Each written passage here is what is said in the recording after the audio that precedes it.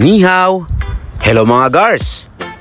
Marami pa rin sa inyo ang nagtatanong kung saang bansa ako nagtratrabaho. Pero mas marami rin sa inyo ang nakakaalam na nasa Taiwan ako bilang isang OFW. Sa aming mga OFW, ang Taiwan ay tinaguri ang The Land of the Lost Husband. Marami nang nawawalang asawa dito sa Taiwan. Yes, tama po ang inyong narinig. Nawawala in the sense na hindi na nagpapadala ng sustento sa pamilya. In short, iniwan niya na. Dahil nakakita na ng bagong mabibiktima.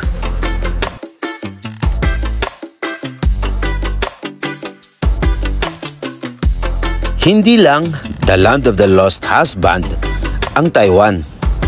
Ito ay isang the land of the lost wife din. Yes, tama po ang inyong narinig. Hindi lang mga lalaki ang nagluloko dito, kundi pati rin ang mga babae.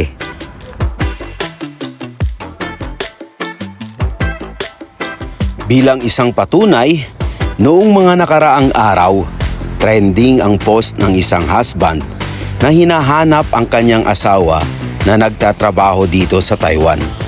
Aniya, magbibigay siya ng pabuya sa halagang 10,000 sa sinumang makapagtuturo ng kinaroroonan ng kanyang asawa na nagtatrabaho dito.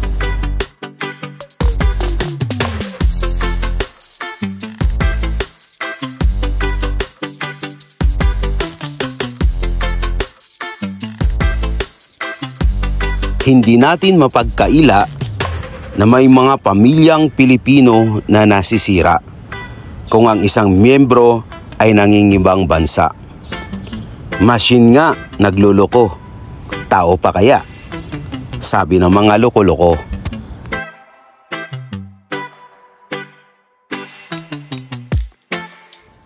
When the distance increases, the attraction decreases. Sabi ni Isaac Newton. Patunay lamang ba ito kapag napalayo tayo sa pamilya, nawawala na ang pagmamahal natin sa kanila?